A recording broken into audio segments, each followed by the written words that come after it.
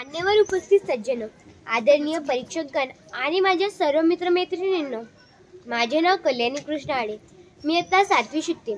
माझ्या शाळेचे नाव जिल्हा परिषद प्राथमिक शाळा पारडी, तालुका सेलू, जिल्हा परभणी.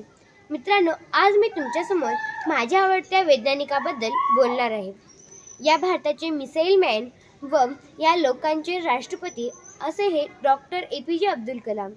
मित्रांनो, आपण सर्व स्वप्न तर पाहतोच, पण आपण सर्व स्वप्न पाहतो त्यापैकी काही मुलं, काही माणसं असे असतात की जे त्या स्वप्नांना साकार करण्यासाठी कठीण परिश्रम करत असतात, खूप मेहनत करत असतात, खूप अभ्यास करत असतात, रात्रंदिवस झिंजत असतात. असेच माणसं इतिहास घडवतात. त्यापैकीच एक डॉक्टर APJ अब्दुल कलाम यांनी पण इतिहास घडवलं. डॉक्टर APJ अब्दुल कलाम यांचा जन्म 15 ऑक्टोबर 1931 रोजी तमिळनाडूमधील रामेश्वरम या छोट्याशा बेटावर झाला.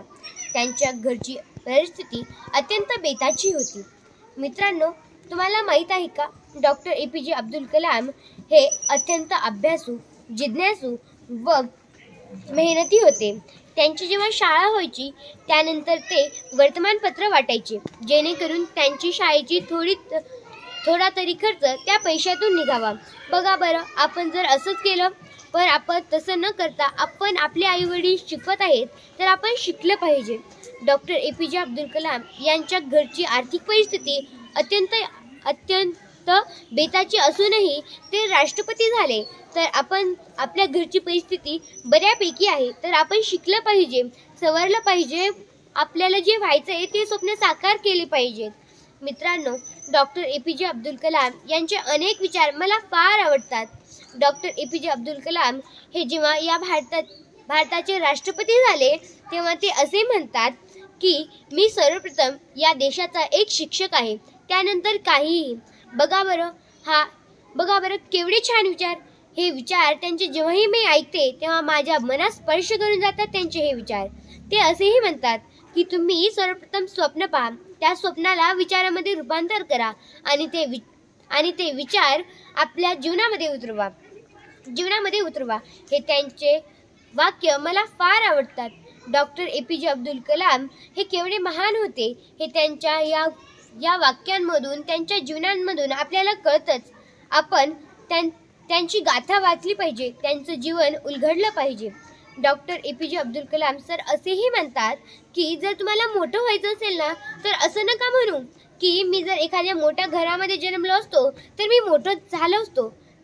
तर ते पुढे असे म्हणतात की जर तुम्ही थोडीशी जरी मेहनत केली तरी तुम्ही मोठे होसाल, असं ते म्हणतात. मित्रांनो, आज आपण या मोबाईल, इंटरनेट, गुगल, रोबोट या काळात आहोत, पण यामागेही अनेक शास्त्रज्ञांचा हातच असेल ना, त्यांचे ते स्वप्न आज साकार झाले असतील.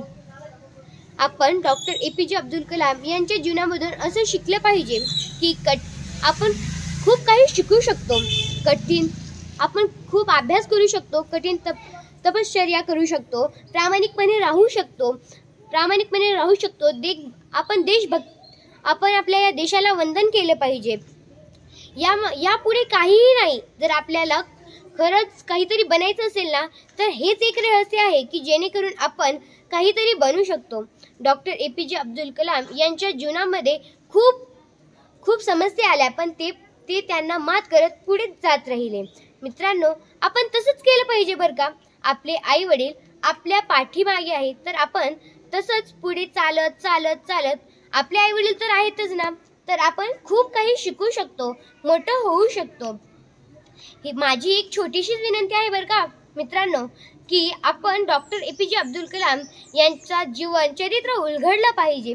त्यांमधून आपल्याला असे अनेक विचार मिळतील की जे आपण कधीही ऐकले नाहीत किंवा आपण ते कधीही समजले नाहीत. त्यांच्या जीवनचरित्रामध्ये आपल्याला खूप काही माहिती मिळेल. मी एवढासाच प्रयत्न करते की तुम्ही पण ते करावं आणि मी पण तुमच्याबरोबर ते करेलच. धन्यवाद.